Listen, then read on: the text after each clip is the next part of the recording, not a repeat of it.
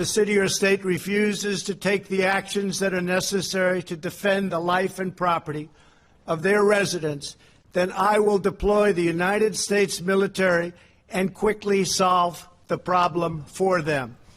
So let's bring in CBS News legal analyst Kim Wehle. She's here to talk to us about this, to explain what the Insurrection Act is. And there's a lot of stuff here, Kim, and you and I were going back and forth about this last night a bit. I really wanted you to help our viewers understand, because there's a lot of misinformation out there about how the Insurrection Act can be used and what the posse comitatus law is within the Constitution that prohibits the President of the United States from using federal troops for policing in states. So let's first begin with the Insurrection Act. What is it and how can it be used? And of course, just remind our viewers how old this act is. Okay, I might just take a step back even further and say the Constitution itself gives Congress the power to create armies, to order militias, gives the president the power to execute the law.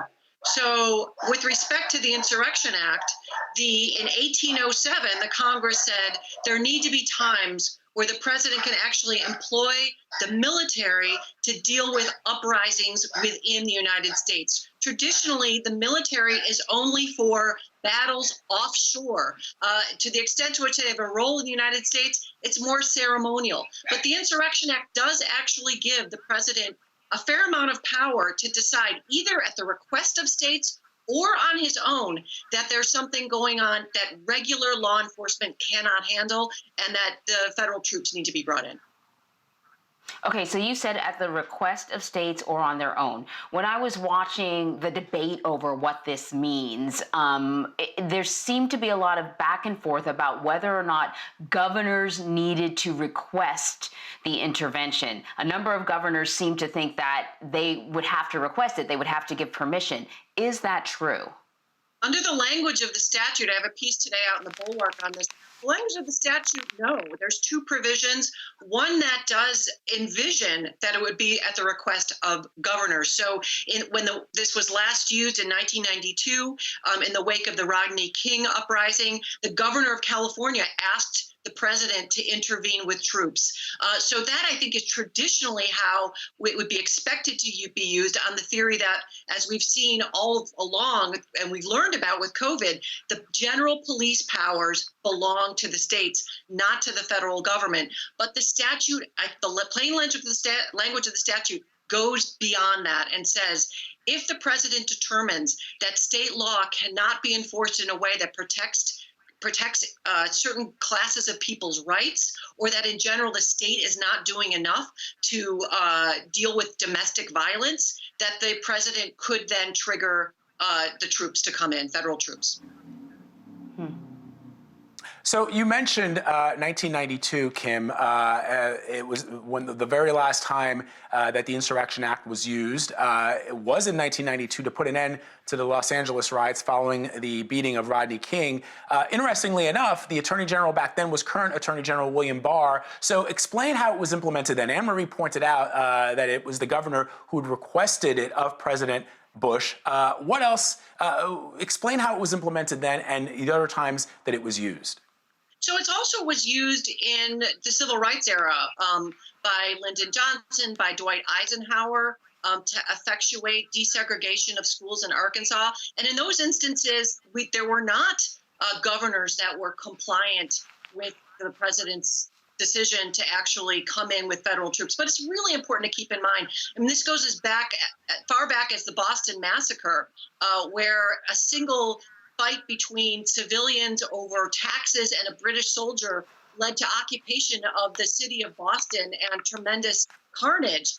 This is not intended to be used to clamp down on civilians. It's intended to be used as an assistance to existing law enforcement. And that's a really important distinction that really lies in the hands of the president, whoever's in charge in that moment, using that power carefully, very, very reluctantly and judiciously. And what's interesting, I think, in this moment is this president has not utilized other powers of the office, like the Defense Production Act, and other statutes that allow him, for example, to impose quarantines if he determined the public interest needed it. He's been very reluctant to use his massive federal power to address public health in connection with the COVID-19 epidemic, but in this moment, apparently believes that with respect to these protests, he might need to step in. And as you indicate, 1992 was different because the California governor asked for it. We're not hearing those requests from governors. In fact, I think there have been at least one governor, it might have been Minnesota, who said, "We don't want your help, President Trump. That's just going to put a kerosene on an already very big fire." So the president recently said that Antifa would be labeled a terrorist group. He's repeatedly blamed Antifa for the violent protests that we've seen. Now, there's a debate about whether or not Antifa is actually an organized group or just a general philosophy, political philosophy. But labeling Antifa a terrorist group, could this be laying the legal groundwork for military intervention, justified military intervention on the president's part? Well, there certainly is authority for the president to take extraordinary powers in connection with terrorism. But again, we have the distinction here between domestic violence and violence on foreign lands. And if you talk to anyone who's lived their lives, their professional lives in the military, it's pretty ingrained in them. And it goes, frankly, as far back as the Magna Carta in 1214, the notion that military rule is not the way of the United States.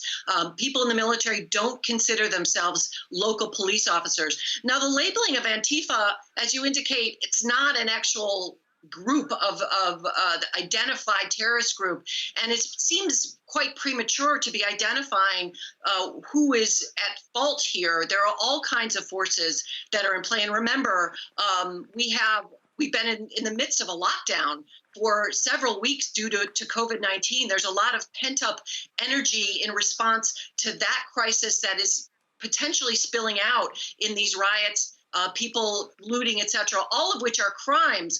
But I think it was premature and frankly irresponsible for the Attorney General early on to come out and start labeling, quote, progressive leftist groups as the people at fault here. There are people that are violating the law.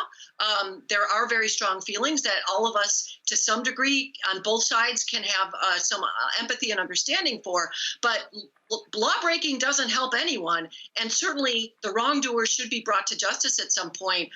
But pointing fingers is not going to, I think, address the protests and the rioting in this very moment. Kim, before we let you go briefly, I want to ask you about that and have you game this out for us. In a statement released by the Attorney General on Sunday, he pointed to identifying criminal organizers and instigators of violence during the George Floyd protests. Now, I'm trying to understand that language, because could he mean somebody who disagrees with President Trump and who disagrees with the administration, who's tweeting from his home or who's putting out pamphlets from his home suggesting that people should take to the streets and protest inequality and injustice? Could that person be labeled an instigator and a member of Antifa and thus be subject to investigation and arrest by the Attorney General?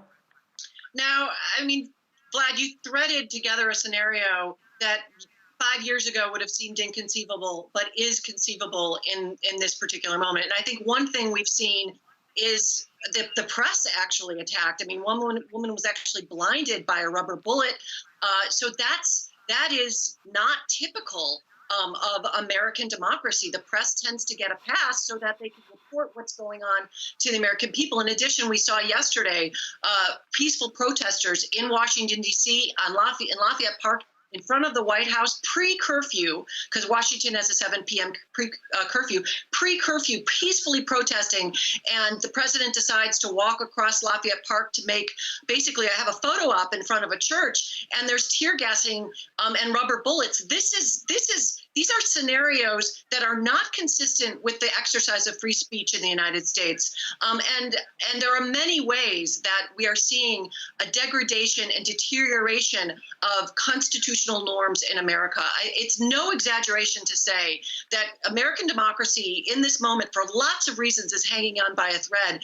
And the November election and voting is really a use it or lose it moment. If you want democracy, use your right to vote to retain it, regardless of political party, because we would not be the first democracy on the planet to lose democracy. I mean, the last functioning democracy was 2,000 years before passage of the United States Constitution, and that was the Greek Athenian government. So it's possible that we could have a dark period that would go on through our lives, our children's lives, where we're more like an authoritarian regime than we are one where it's government by we the people. So I hate to say it, but we all have to be very, very vigilant. And as Barack Obama, I think, mentioned in a Medium piece, and he's probably tweeted about this, the way to address this is to vote at the national level and in your local jurisdictions, because it's the state and local jurisdictions, with the exception of Donald Trump intervening within the Insurrection Act,